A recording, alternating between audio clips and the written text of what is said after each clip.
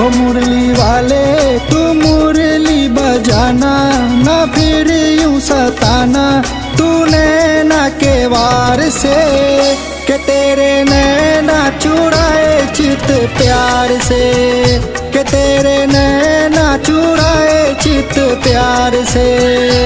मोहने वाली मुरलिया ये प्यारी, ये धुन कैसा छेड़ा बंसी की तान से, के लुट जाऊं तेरी इस मुस्कान पे, के तेरे नैना चुराए चित प्यार से।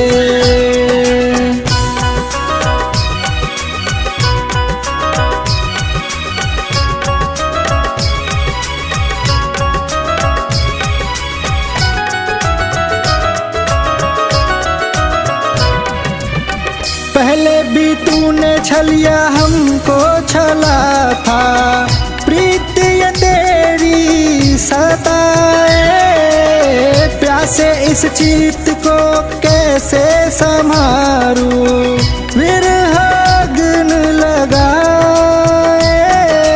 मेरे नैना रिमझिम बरसे तू निर्मोही ना पिघले, मेरे नैना रिमझिम बरसे तू निर्मोही ना पिघले, पिघले कैसे बीते ये जीवन तुम बिन, तू सुन ले प्रीतम न खेल मेरे प्राण से, के तेरे नैना चुराए चित प्यार से, के तेरे नैना चुराए चित प्यार से।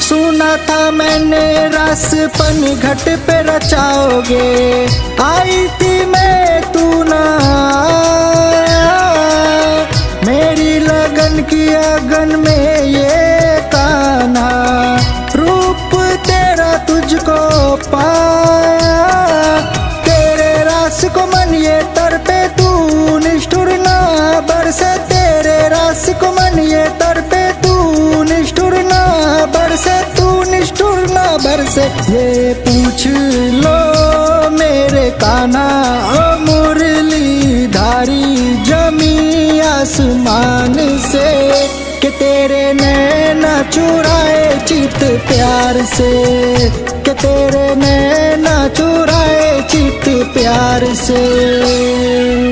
Recording by Jayshree recording studio Darbhanga.